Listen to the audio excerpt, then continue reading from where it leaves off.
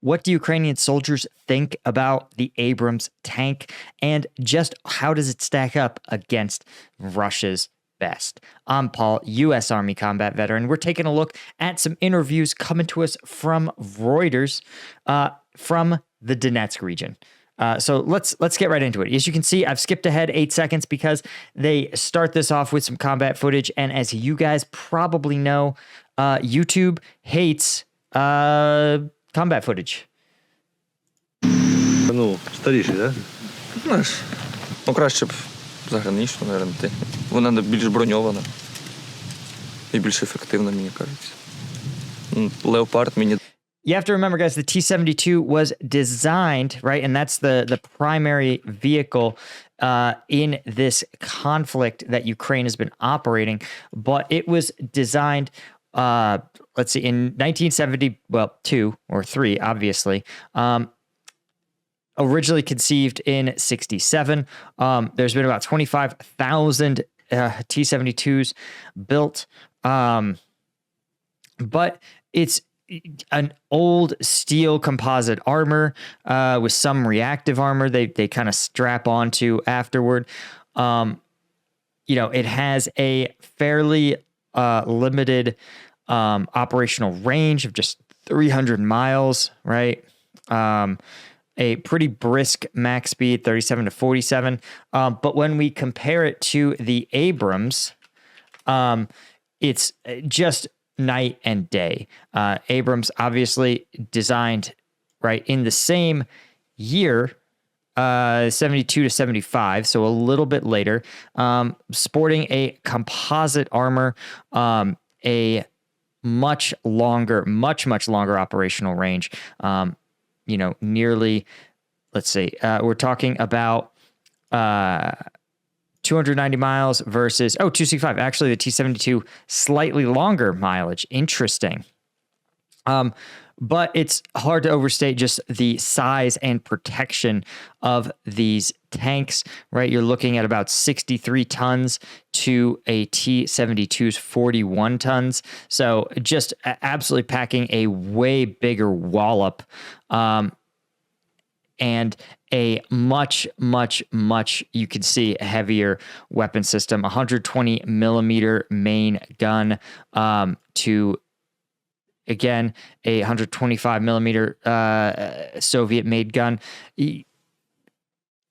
So they're like sort of comparable, but just the refinements that have been made to the Abrams over time that haven't been made to the T-72 is really, really significant.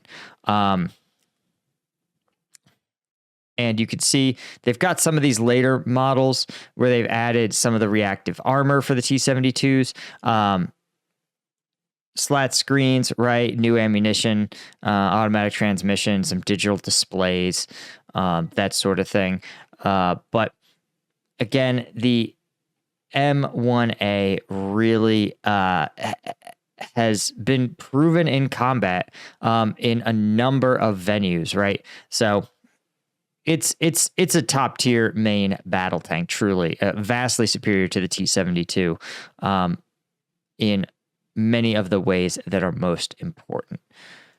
So what I did also want to recognize, the reason I can't show combat footage is because simply YouTube won't let me anymore.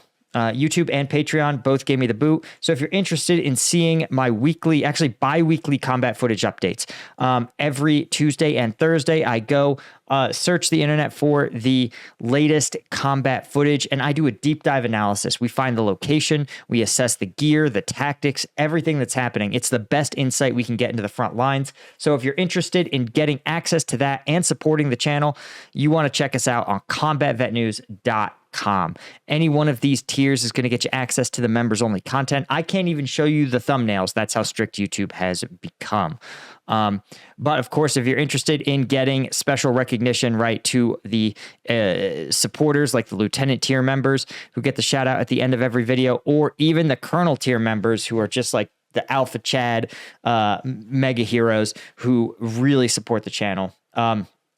Also, any one of these tiers gets you access to the exclusive rooms on the Discord, which is also a lot of fun. Okay. So yeah, do check us out at combatvetnews.com.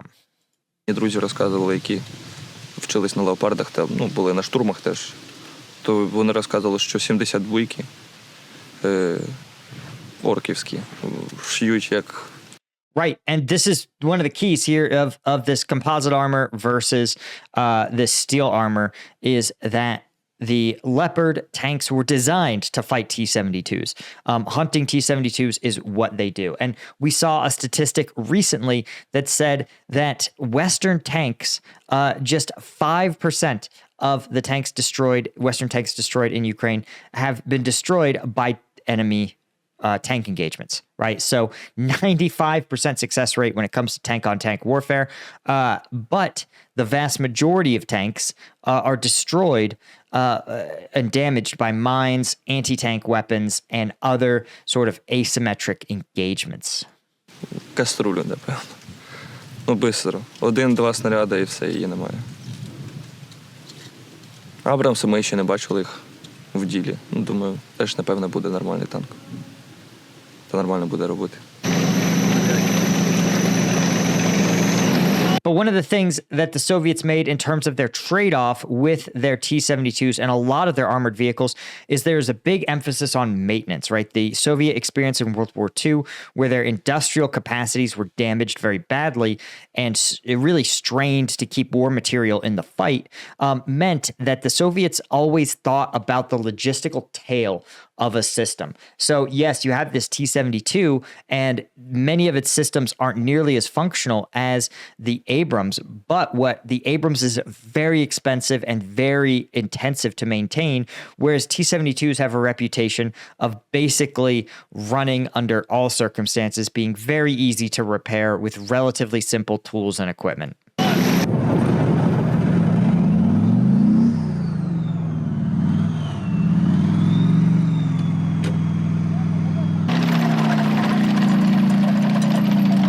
Перше, це кількість їх. Все робиться кількістю. Чому? Тому що, наприклад, у них, ми знаємо, що у них танків більше, ніж у нас в Україні. Right. This is the old saying in the military that quantity has a quality all its own. And there's some truth to it, right? At the end of the day, Russia also has a very modern main battle tank called the T-90. The problem is the T-90 is produced in such limited numbers that there are few reports that it's even made it onto the battlefield at all. It's very, very rare to see a T-90 at this point on the Russian side, right? It's their main battle tank. It's been in service since 1992.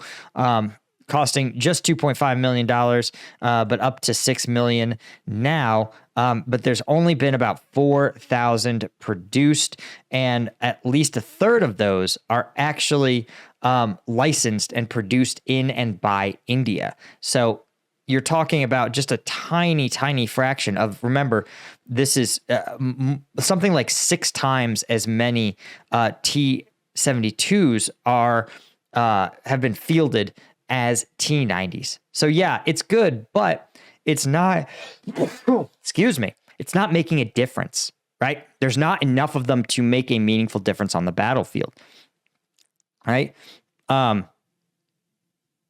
You can see some T-90s, right, are in the fight here, but just very, very few, right? Let's see if we could find any of the data here, right? That says Russia's lost early in the invasion within the first year. There's at least 80 documented T-90s that have been destroyed, right? Or lost, destroyed, captured, or abandoned. And that doesn't even include some of losses that might be coming in Syria or even in Azerbaijan. So something to keep in mind, guys, that, you know, you can have these elite weapon systems, but if you don't have enough to really make a difference on the battlefield, then it doesn't matter. І як ми будемо набирати більше також техніки, там у них вийде 2 танки, у нас 4, то у нас вже буде велика перевага.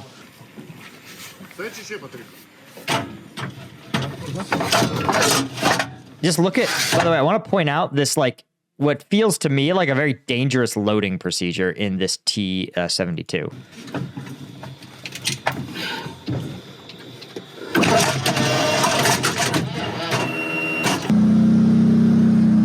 Ланцети зараз вони оце. Дрони оцей ланцет. Типа камікадзе, яке залітає, розривається. Кумулятивною струєю. Арта. Град. Все, що крупнокаліберне. Ну і ще нельзя з відкритими люками їздити, тому що можуть гранати. His face is hard to read, but he is very cognizant of the numerous dangers on the battlefield. But one of the ones that he doesn't say, he doesn't actually worry about enemy tanks, right? He talks about the fear around the Lancet drone, first and foremost, which of course has the ability to penetrate a tank where its armor is weakest, right? When these tanks were designed, there were no overhead drones, right? You had maybe the Javelin, which exploded, as you've seen, over top the tanks and penetrate in through the area where the armor is the lightest. But Grad, rocket launchers, artillery, right? Even tanks, grenades tossed into tank hatches. These are all real grave dangers. Закинути зверху. Це теж. Джавеліна Менлава у них немає, тому ми можемо працювати нормально. Птури ще.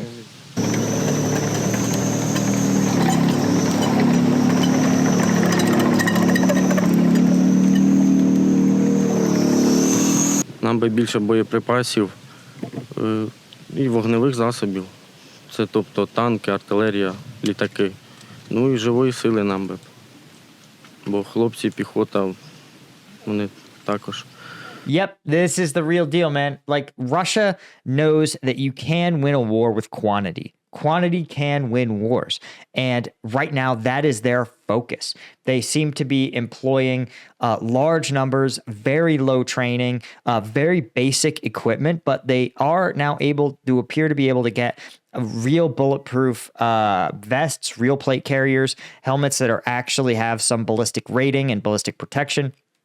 All right. As this tank commander points out, they do have more tanks on the battlefield, but they're more like T-60s or T-64s, T-55s, very dated tanks. But here's the thing. If you are an infantry soldier, a tank feels like a tank, right? An old tank can still support an infantry assault, right? It can still provide cover from small arms fire. It can do a lot of the things you want a tank to do. It just can't go toe-to-toe with larger, better, more advanced main battle tanks. І 200, і 300.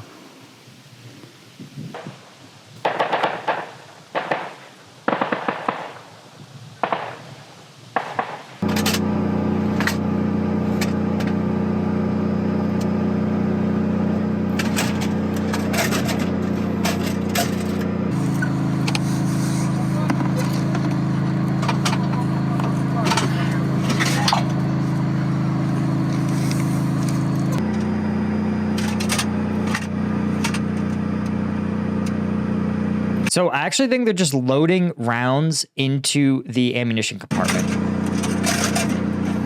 Там є захист від підриву БК. Тут, на жаль, нема такого. Тут, якщо БК детонує, то це все. Там без шансів. Right. This is key. We've seen so many main battle tanks that cook off. We've seen a ton where a single drone grenade gets dropped into the tank and then detonates, and the detonation of the ammunition within the tank causes a huge fireball, destroying the tank. That's how you can take out a tank with one little hand grenade, right? 60 tons of armor or 45 tons of armor. One hand grenade in the right spot can really destroy everything.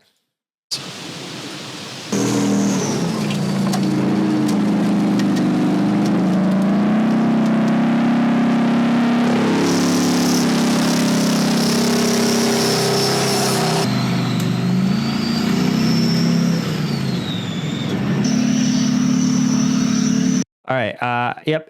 Okay. It's about to show some of that tank shooting, which we can't show on this channel. But that's all I had for you guys. I hope you got something out of it. Thank you so much. And I will see you in the next one. Hit subscribe. Cheers.